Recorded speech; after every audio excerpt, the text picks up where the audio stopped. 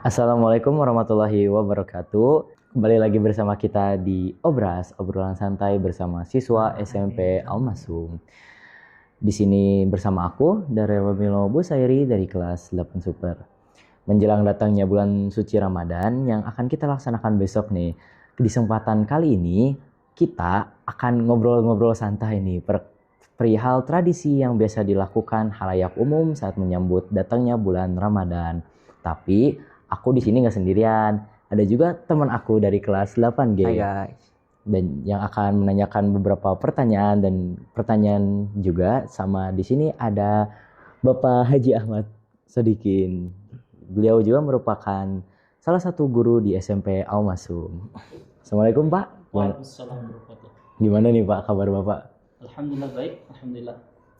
Setahu saya nih Pak, menjelang datangnya bulan Ramadan, biasanya kan suka ada nih Pak, kayak tradisi dan kebiasaan-kebiasaan unik yang dilakuin sama masyarakat Pak. Kayak di Pulau Jawa aja, ada pawai obor, ziarah makam wali, pengajian akbar, dan lain-lain. Sebetulnya nih Pak, kita juga udah cari tahu sendiri tentang apa hal ini. Kayak kebiasaan dan tradisinya yang beredar di masyarakat Indonesia. Dan juga ada salah satu contohnya yang bakal dibawain sama teman saya nih Pak. Ya. Ya, Assalamualaikum Pak. Waalaikumsalam warahmatullahi. Perkenalkan, nama aku Rafa Rizky dari Iya. kelas 8G. Nah, saya tuh lahir dari Kalimantan dan saya juga tinggal di sana untuk beberapa tahun lah Pak. Nah, terus saya pindah ke Pulau Jawa. Nah, sepengetahuan saya ya Pak, di sana tuh ada tradisi menyambut menjalannya bulan puasa. Ya. Nah, salah satunya tuh kurang masam. Kurang masam tuh kayak mandi-mandi gitu lah Pak, kayak mandi di sungai-sungai atau tempat yang secara harfiah dibilang sakral lah Pak sama warga setempat. Dan juga ada bersih-bersih masjid juga, terus ada baca harperut itu kayak makan bersama gitu Pak. Ya Pak, soalnya dia pernah nih cerita ke aku soal perihal hal tersebut. Nah, juga aku juga mau tanya nih Pak. Ya. Apakah tradisi itu lebih mengarah ke kebudayaan, ibadah atau keduanya Pak? Ya. Ini pertanyaan yang luar biasa dan mungkin kasus yang luar biasa. Ada dalam kaidah fikih itu al-'adah muhakkam, bahwa kebiasaan itu bisa dijadikan sebagai hukum. Artinya ada kebiasaan-kebiasaan di masyarakat yang sudah berkembang, terbiasa dijalankan.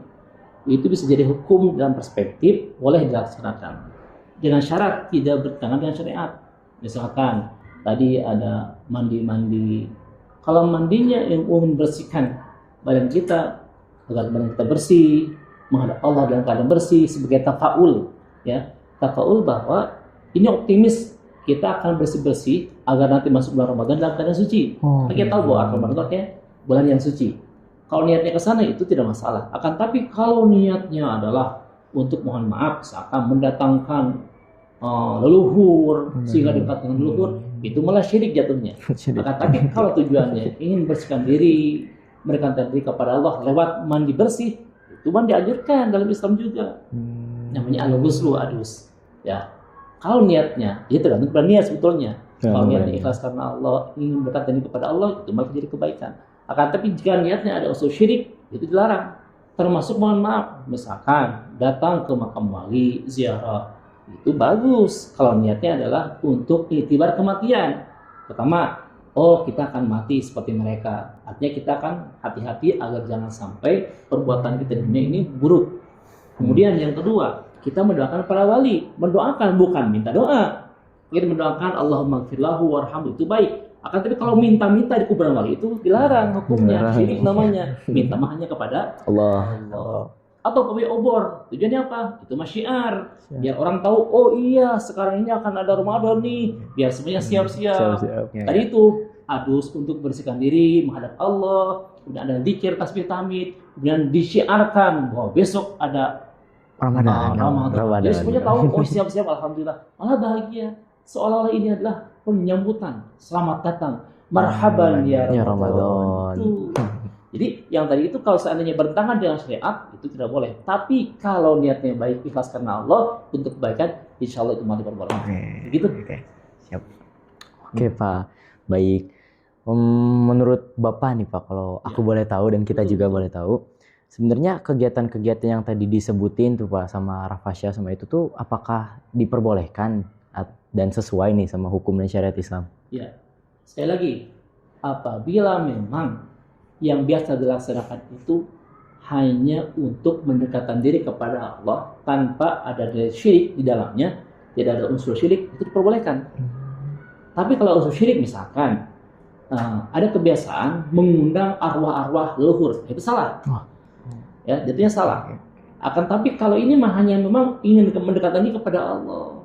Ya Allah, kami ingin dekat dengan Allah lewat apa?